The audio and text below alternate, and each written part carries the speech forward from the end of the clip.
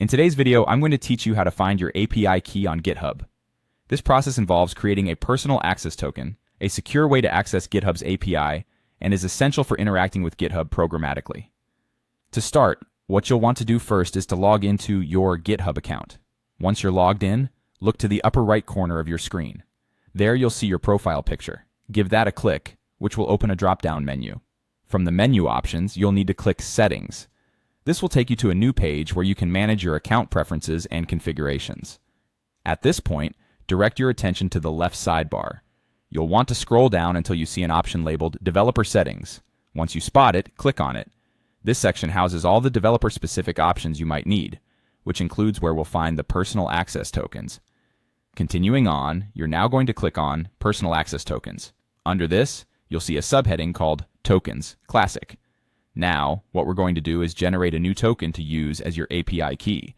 All you have to do here is click Generate New Token, and then choose Generate New Token Classic from the menu that appears. Once you've done that, you'll be presented with a straightforward form where you'll need to enter some information. Start by giving your token a name. This name is merely for your reference, so make it memorable or descriptive enough that you remember why you created it. Next, you'll have to set an expiration date for your token. GitHub recommends setting an expiration for security reasons, so choose a duration after which the token should no longer be valid. It's a fantastic way to help keep your account secure. After setting an expiration date, you will see a list of checkboxes representing different scopes or permissions. These determine what areas of GitHub your API key will have access to.